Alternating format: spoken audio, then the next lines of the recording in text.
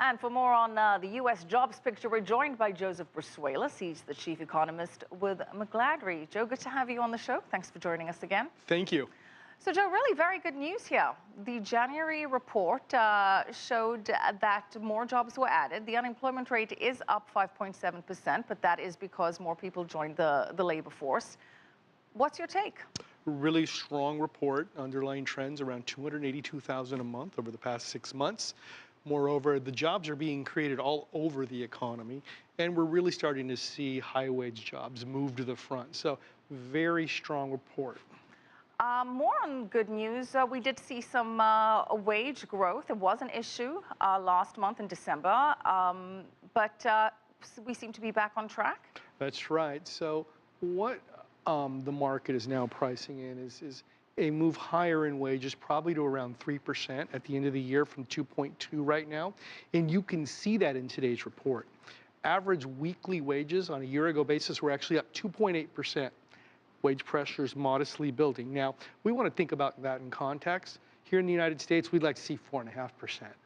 But this is still So, Joe, better. Does that mean that when people are going to their employers and saying, I'd like to get more money this year, that employers are feeling that they may be at risk of losing that person if they don't comply? Does that mean that employees have more bargaining power in the job market? That's right on target, Michelle, because we're seeing a subtle shift in bargaining power from basically capital to labor.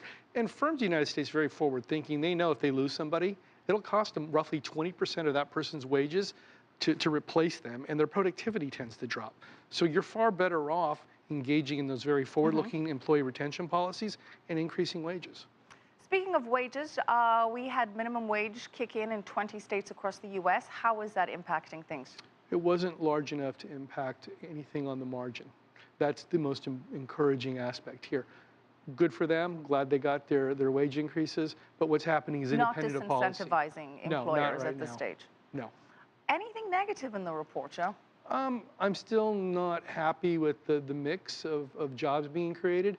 It was roughly about 50-50 in terms of high wage versus low wage.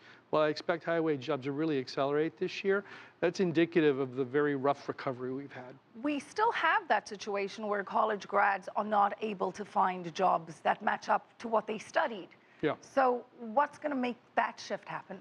Well, you know, we faced that when we got out of college too, 20 or so years ago. So this isn't this isn't a new phenomenon, but we did see the employment to population ratio of the key 25 to 34-year-old demographic actually improve.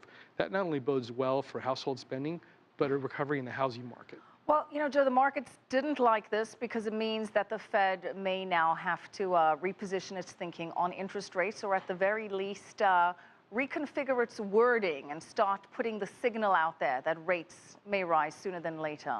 That's right. In the Federal Reserve statement, the Fed has used the word patience to signal that they're going to move slow on rate hikes.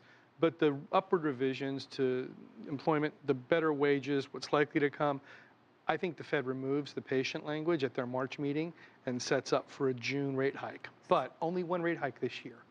But still on track for a June rate hike. That's what I've thought all along. Well, then what does that mean for the dollar? The dollar's already at a very strong level, and it's making things very challenging for exporters. A stronger dollar, our trade deficit in December widened.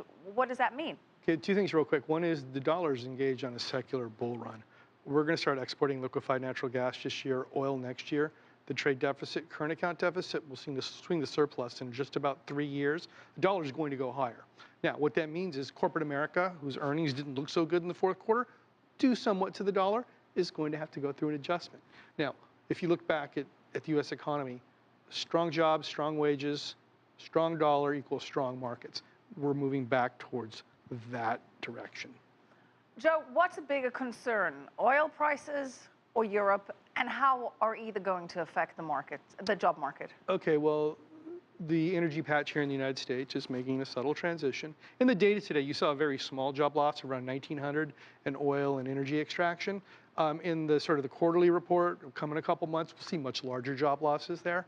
But I think for the United States and global financial markets, especially in China, Europe is the problem. Specifically, the game of chicken being played between the Greeks and the Germans, who really have to decide whether they're Europeans or independent sovereign countries. And if they're independent sovereign countries, that's going to roil global asset markets. So a Greek exit may spill over into the U.S. very quickly. It would roil financial markets here shortly, but you'd see a wave of capital come in the United States, and that would bode well for the U.S. economy. Okay.